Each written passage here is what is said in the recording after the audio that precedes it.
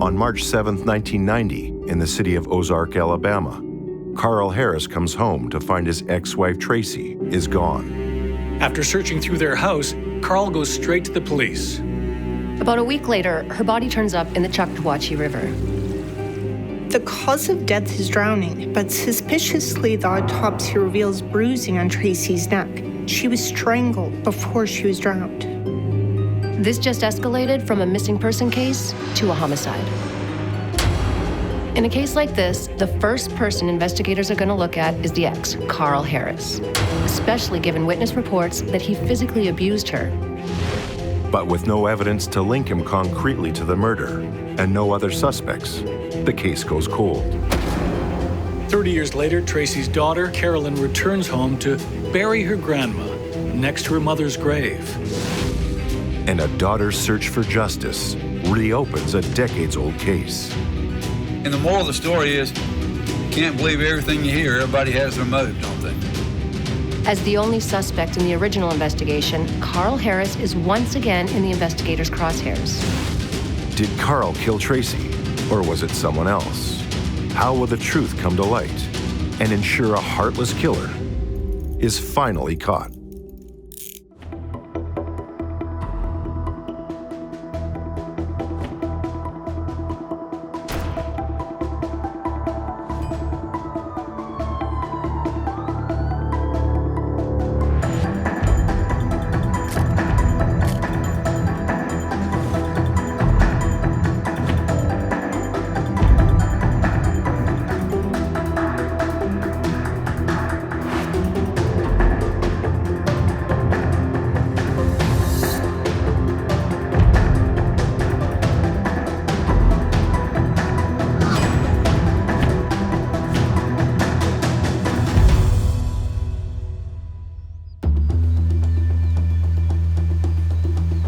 It's a warm March day in the city of Ozark, Alabama.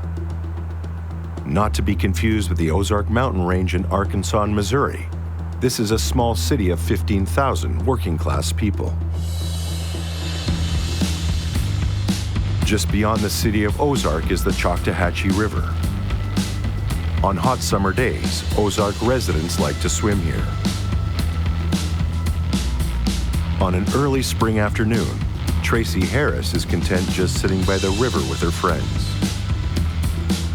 One of the group is Tracy's ex-husband, Carl Harris. Carl and Tracy are often in the company of close friends Dawn and Jeff Beasley. Carl, Tracy, Jeff, and Dawn Beasley went fishing together on numerous occasions. It's a popular fishing and swimming spot, though you won't find Tracy in the water. She's scared to death of it. Some folks say that Carl is the jealous type, so even though he and Tracy are divorced and he's dating someone new, he still isn't too hot on the idea of Tracy having a social life. For a couple that's separated, they spend a lot of time together. Though Tracy and Carl are no longer married, they still live in the same house. And for a month in January of 1990, the Beasleys lived with them. Carl and Jeff Beasley were very best friends.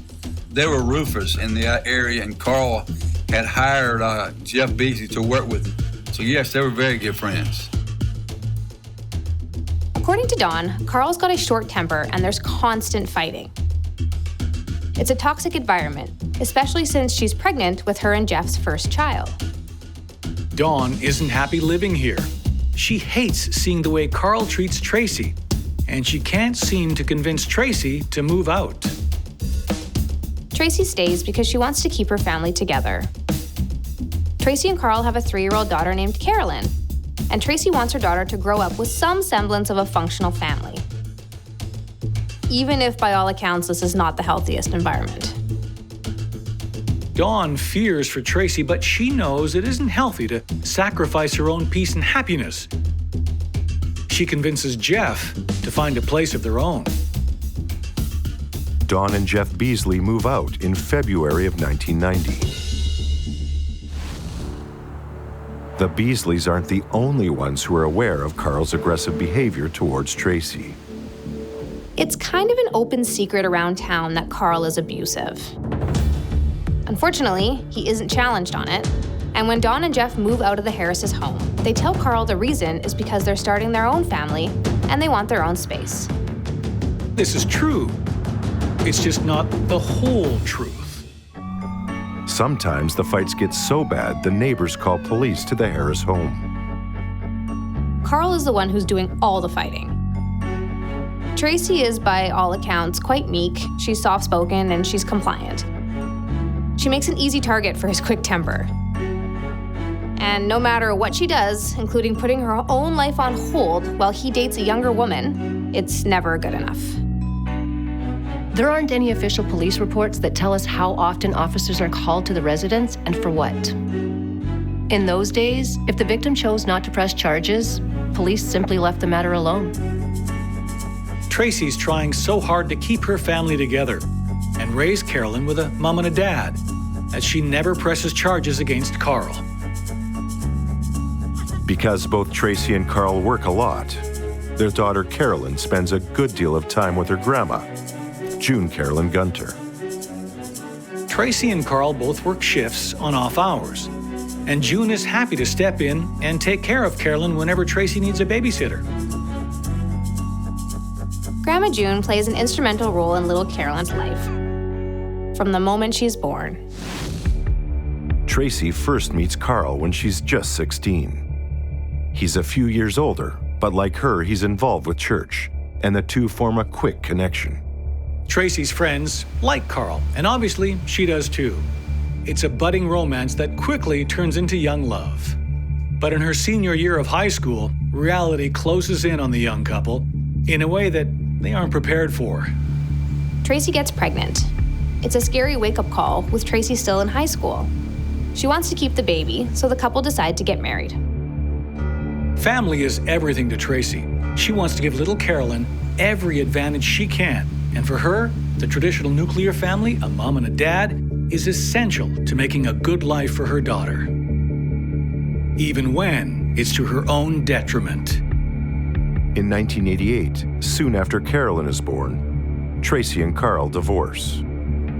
The divorce wasn't all Tracy's idea. They were both just very probably immature and so young. And I think there were some family members that maybe disliked Carl, and as a result, put a lot of pressure on Tracy to divorce him, which she did. Even after the divorce goes through, they continue living together. They're still in the same house, and they still share the same bed. They lived together continuously. They never separated. Never spent a night apart. It's far from an ideal situation. For Tracy, it creates the illusion that they're still together, even though Carl seems to have moved on and is dating someone new. Because of his jealousy, Tracy isn't allowed to date anyone. Tracy justifies this unequal relationship, saying that the personal sacrifices she's making are worth it if her daughter can grow up with her father around. It's a difficult position for Tracy to be in, but she remains optimistic as she navigates it. As she sees it, she and Carl are young parents trying to provide for their daughter one way or another. On March 6, 1990, Carl organizes a little surprise birthday party for Tracy. It wasn't all bad for Tracy and Carl. There were some pleasant moments too. The very next day, on March 7, 1990, life for the Harris family changes for the worse, and in ways that cannot be repaired. At 9 p.m., Carl finishes his shift at Superfoods. He drives over and picks Tracy up from her waitressing job. He brings her home and goes to meet a friend at roughly 9:30. Because both Tracy and Carl have later shifts, June is watching their daughter Carolyn for the night. Later that night, Carl returns from an evening out with his friend Bobby Herring. He heads to bed, trying to be quiet so he doesn't wake Tracy. But when he turns the reading light on and looks over, he sees Tracy isn't in bed.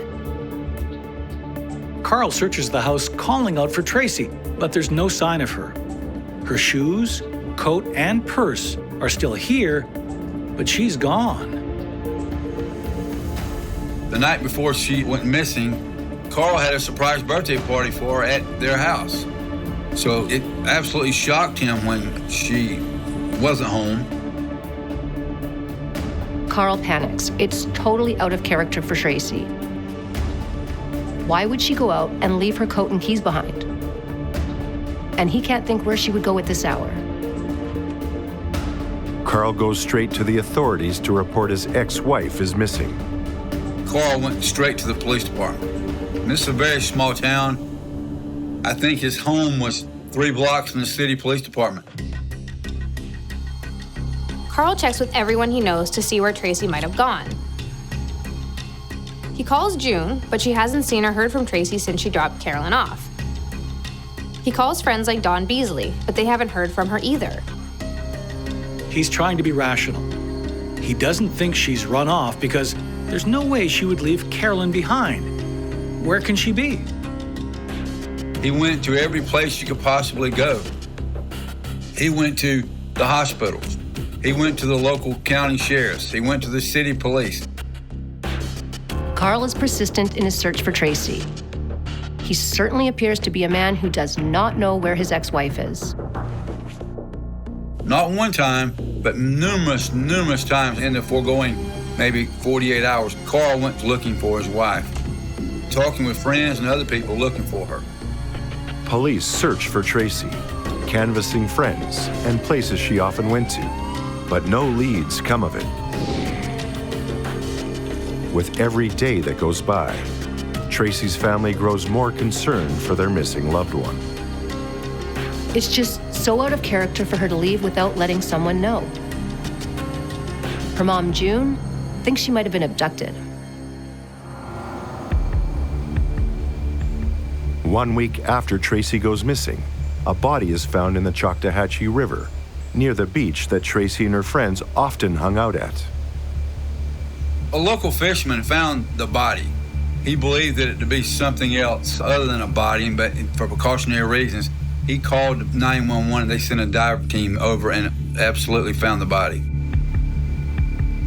Tracy's body is identified by Ozark Police Chief Alan Benefield, who knows her personally. The police chief is the one who identified her. She worked at a local restaurant where she knew the police chief at the time. He was one of the first persons on the scene. An autopsy is performed and it's established that there's water in the lungs. The cause of death is drowning. The body also has marks on the neck, consistent with strangulation. She died from drowning in the river, but she was assaulted first. Tracy Harris dies in the Choctawhatchee River.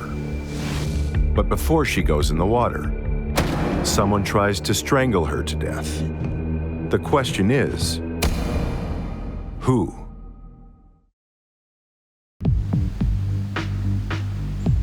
Love is in the air for young Tracy Gunter and boyfriend Carl Harris. Carl and Tracy aren't careful. She's still in high school when she gets pregnant. Carl agrees to get married because it's the right thing to do. Tracy wants their baby Carolyn to grow up with her father. The pressures of adult life weigh heavily on this young couple, and their relationship takes a sour turn. They divorce, but agree to keep living together for young Carolyn's sake. But when Carl returns from a night out with a friend on March 7th, 1990, Tracy has gone missing. Carl panics. It's entirely out of character for Tracy to disappear without an explanation. A week later, on March 14th, 1990, a fisherman finds Tracy's body in the nearby Choctawhatchee River.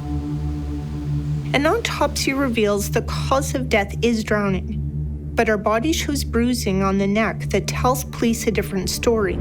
Tracy Harris was murdered. On the evening of March 7th, 1990, ex-husband Carl Harris drops Tracy at their home after she finishes her shift at a local diner. Carl then heads out to have a drink with a friend.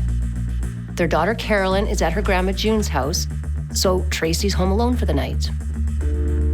Carl doesn't think Tracy would have left the house on her own because he's driving their car. Did someone take her? It's possible that Tracy went to the door and a stranger abducted her. The neighbors have reported disturbances at the Harris' house before, but they didn't hear anything wrong that night. So one theory is that a stranger grabs her by the throat to stop her from crying out. She collapses. It's likely that the attacker assumes she's dead. He carries her body to the river and throws her into the water. We know that at the moment she went into the river, she was still alive because the autopsy said she had water in her lungs. A friend of Tracy's recalls that she couldn't swim and was terrified of water. She says that when Tracy was baptized at the age of 11, she was hysterical. If she was conscious when she hit the water, then this would have been a horrifying way for her to die. Officers combed the area for clues near the location her body was found and upstream along the river's banks. Carl is questioned closely about events on the night Tracy disappeared. He tells officers that he brought Tracy home shortly after 9 p.m. and then drove off to meet a friend, Bobby Herring. Officers check his alibi with Herring. Carl tells police he believes Tracy was attacked in their home. He's certain Tracy would not have gone down to the river by herself that night. Investigators are unable to turn up any evidence that suggests there was an intruder inside the Harris home. There are no signs of forced entry or struggle. In the absence of physical evidence suggesting a break-in, police suspicion stays focused on Carl. Carl is now facing extremely serious suspicions. I think the percentages are that a spouse is the first person to look at, and data shows that it's usually the first person who's looked at because they committed the crime. Under repeated questioning by police, Carl continues to deny he has anything to do with Tracy's murder. Police look at the obvious facts. There are no signs of forced entry, which greatly reduces the possibility that it was someone unknown to Tracy. Carl is the last person who is known to have seen Tracy alive. He has a terrible temper. Police have been called to the house when he gets into a rage. And he has a girlfriend on the side. Everyone knows that Carl Harris is not a model citizen. But is he a murderer?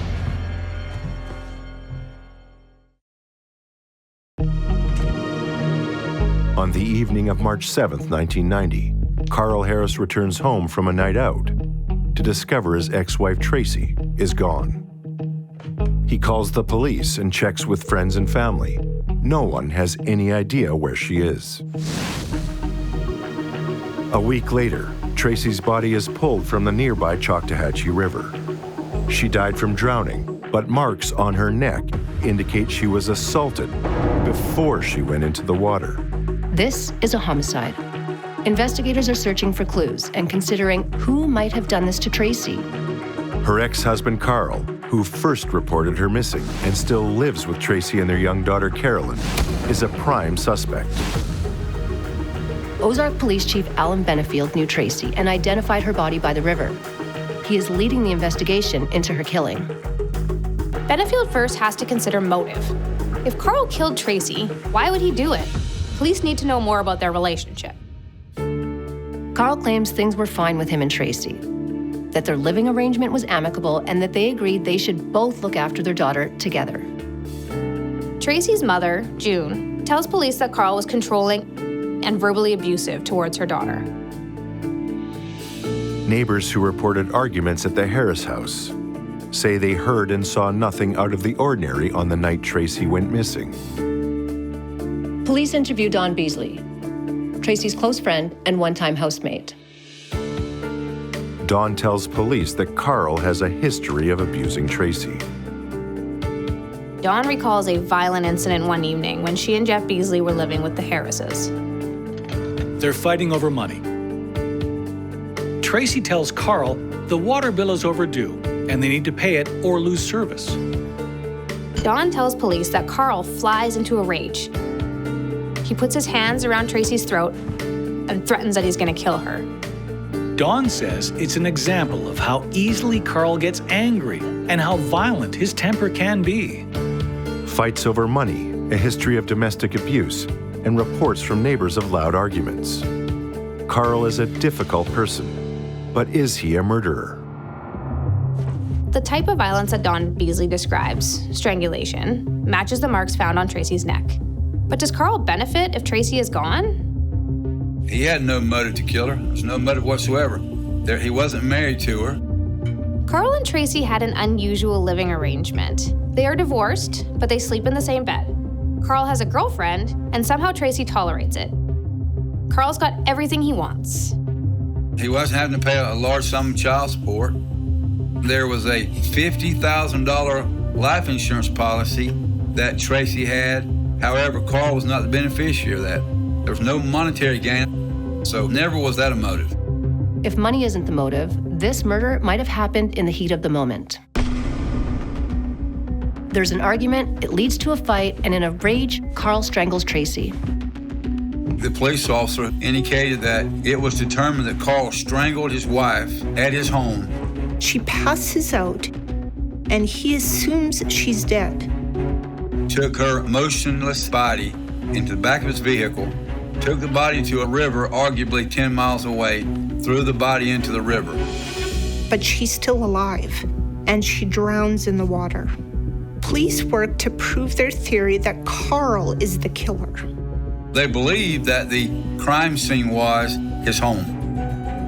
Investigators need hard evidence or a witness that can connect Carl to the murder to bring a murder charge against Carl.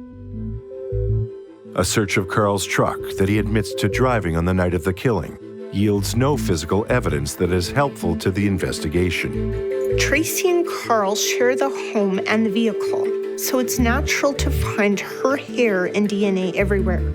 This can make the police investigation more complicated. After a thorough investigation, the ex-husband remains their only suspect.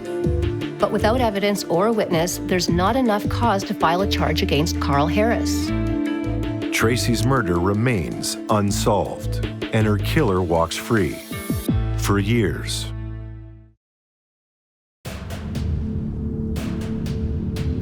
Ozark Police Chief Alan Benefield suspects that Carl Harris is responsible for the murder of his ex-wife Tracy. Family and friends tell police the relationship between Carl and Tracy was volatile, to the point of occasional violence. Dawn and Jeff Beasley lived with the Harrises until the arguments made life under their roof too uncomfortable. Given Carl's history of alleged abuse, he is the most likely perpetrator. Indeed, for police, he's the only person they suspect. But without witnesses or hard evidence linking Carl to the murder, he's not charged and time passes. The people of Ozark are initially surprised that Carl is not held responsible for Tracy's death. Carl is tried and convicted in the court of public opinion. It seems obvious that someone with Carl's violent temper and history of abuse could escalate to killing her. In a small city like Ozark, the rumors follow Carl wherever he goes. It becomes impossible for him to find work. No one will knowingly hire someone who's got away with murder. Unable to find work in Ozark, Carl leaves town seeking a new home where people don't recognize his name. He ends up in North Carolina. Little Carolyn has lost her mom, and now her dad has left town. Her grandma June adopts her. June is very protective of Carolyn. She knows about the kind of abuse her daughter endured, and she doesn't want Carl to have custody of the child. Staying in a small city after a murder in the family can be very hard on the surviving family members. Reminders of Tracy are everywhere, and neighbors all know you from the single notorious incident. June takes Carolyn away from Ozark to the small town of Orange, Texas. It's a small community of roughly 18,000 people, similar in size to Ozark. Here, nobody knows June and Carolyn and their tragic history. For years, June raises Carolyn as if she's her own daughter. And given how young Carolyn is when Tracy is killed, June becomes the only mother she's really known. Carolyn's mother, Tracy, is gone, but she is not forgotten. Once Carolyn is old enough to understand, June tells her about the ugly history of her mom and dad in Ozark. June doesn't want Carolyn to find out what happened to her mom through gossip or a story on the news. It's best if it comes from her. It can't be easy for Carolyn to hear that her dad abused her mom, that he eventually killed her, and that he actually got away with it. June believes Carl is guilty of killing Tracy. But even if he didn't do it, Carl was cruel to Tracy while she was alive. He's not someone June wants Carolyn to have anything to do with. When Carolyn grows to become a young woman, Carl Harris sends her a message asking if there's any chance they can have a relationship. This man has been absent from most of her childhood and all of her teenage years. They are now completely estranged. June has told Carolyn that her dad was violent towards Tracy and was likely responsible for her mom's death. Even if she agreed to renewing her relationship to Carl, she doesn't believe he would tell her the truth of what really happened when her mom died. Unless he owns up to his past and takes responsibility for his actions, Carolyn sees no reason to make space for him. Then in 2015, June Carolyn Gunter passes away. According to June's wishes, she will be buried next to her daughter Tracy in Ozark. This means Carolyn would have to return to Ozark for the first time since she left as a small child. She makes the painful trip back to the place she was born, the place her mother was killed, in order to bury her grandma, the only mother she's really known. When Carolyn comes back to Ozark to bury her grandma, the only thing she knows about this place is that her mother was killed here, and that the prime suspect in her mom's slaying is her dad. She's lived her whole life with questions about what really happened to her mom and why nothing has ever been done about it. She decides then and there to find answers, to find justice for Tracy. Coincidentally, Ozark's new police chief, Meryl's Walker, is reviewing the cold case files at the same time Carolyn starts looking into the death of her mom. After reviewing the case, Chief Walker is convinced of the same thing everyone else already seemed to know, that Carl killed Tracy. But this police chief believes he has enough evidence to put Carl Harris on trial.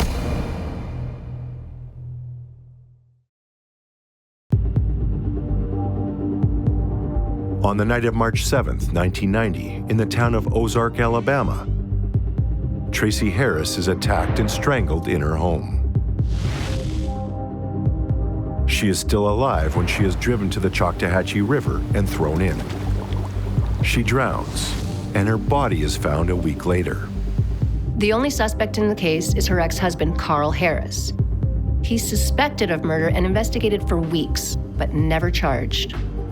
A quarter century after Tracy's murder, her daughter Carolyn returns to Ozark for the first time since her mother's untimely death.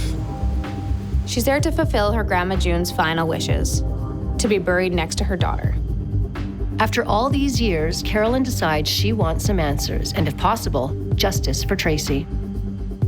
She goes public with her suspicions that the Ozark police blew the case against Carl back in 1990. Ozark Police Chief Marlos Walker meets with District Attorneys Kirk Adams and Jordan Davis to discuss the cold case. They can see that a lack of hard evidence discouraged police from laying murder charges against Carl. It seems clear to the team that with more police work, the case is solvable.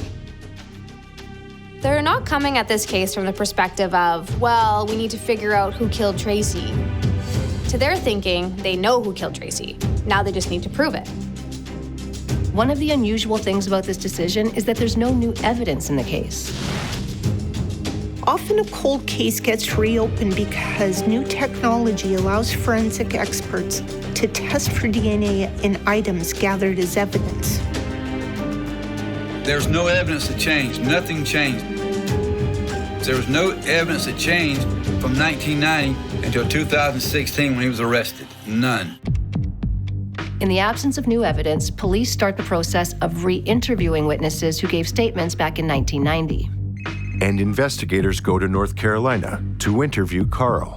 The police officers from our city here went to North Carolina to interview him. His first response is, "Good. They're finally going to track down her killer, and we're all going to get some answers." He's genuinely shocked when he realizes they're still looking at him as the prime suspect. Absolutely, it shocked him because that had been, 26 years ago. And he had been in the area for 24 to 26 years. 2 weeks later, on September 13th, 2016, Carl Harris is arrested. 2 weeks after the arrest, Carl's attorney, David Harrison, gets him out on bail. The prosecution is confident in their case against him, but Harrison assures Carl he shouldn't worry. They had no motive whatsoever. Carl didn't. There was no crime scene. There was no blood on the floor, no DNA in Carl's truck, no eyewitnesses, nothing. From Harrison's perspective, the prosecution of Carl Harris in 2016 is without a foundation in law. I've been doing this 31 years. I've handled numerous cases, tried 170 criminal jury trials. Without a doubt, it was political pressure.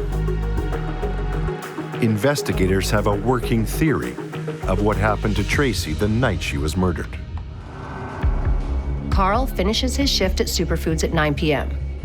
Shortly after, he picks up Tracy from her job at the diner.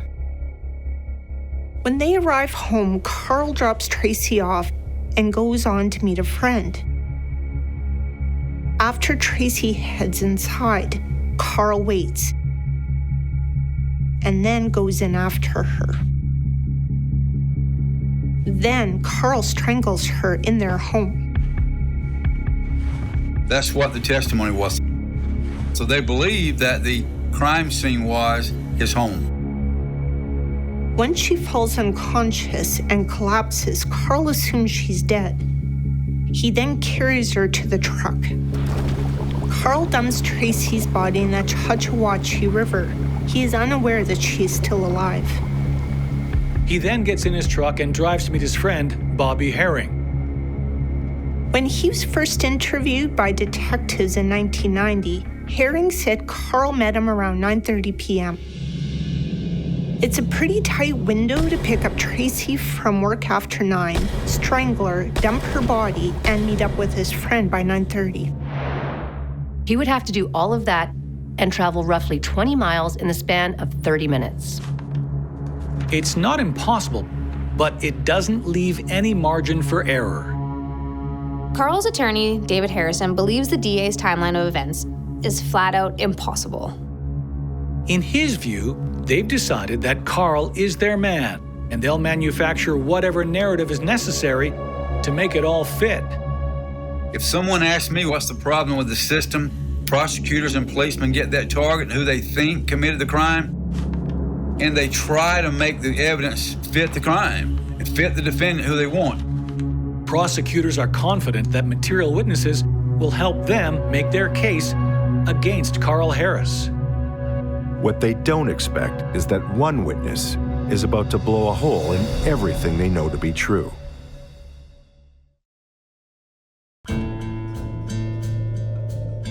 On March 7th, 1990, Tracy Harris is reported missing. A week later, her body is found in the Choctawhatchee River. The initial investigation hones in on just one suspect, Tracy's ex-husband, Carl Harris. But due to a lack of witnesses and evidence, Carl is never charged. 25 years later, a review of the cold case file leads prosecutors straight back to their one and only suspect. And on September 13th, 2016, Carl Harris is indicted on capital murder and was facing 99 years to life. Defense attorney David Harrison is convinced he can clear his client's name. And the prosecution offers no new evidence linking Carl to the killing. One way or another, it seems that this case is finally going to trial. But the wheels of justice turn slowly. It takes prosecutors another 3 years to prepare their case, interviewing witnesses and getting ready for the trial. Now, a number of potential witnesses have since passed away or moved away. Regardless, the state is ready to prosecute Carl Harris. The public consensus is that Carl Harris did it. It's just a matter of time before he faces his day of reckoning. On the Friday before the trial was set to start in early 2020, defense attorney David Harrison reviews the prosecutor's case and asks them why they haven't re-interviewed two witnesses who knew the Harrises intimately. For some reason, Jeff and Dawn Beasley have been overlooked. They lived with the Harrises. Dawn Beasley told police in 1990 that Carl was abusive. You would think that after 4 years of preparation, investigators would have Dawn Beasley ready to testify. He was indicted in 16, and here we are in 20, and we're getting ready to go to trial, and you haven't talked to all your witnesses. That's a problem for me. Harrison told prosecutors they needed to speak to Dawn Beasley before the court convened. When I went in and told them, hey, we're going to trial next Monday, that's when they made the phone call. By now, Dawn has remarried and moved to Mobile, Alabama. She goes by the name of Dawn Holbert. The name and address change are part of the reason she's slipped through the cracks. But Jordan Davis tracks down and reaches out to Dawn, asking her to give witness testimony at trial. When prosecutor Jordan Davis calls Dawn, it's the first she's heard of Carl's arrest and impending trial. She refuses to testify.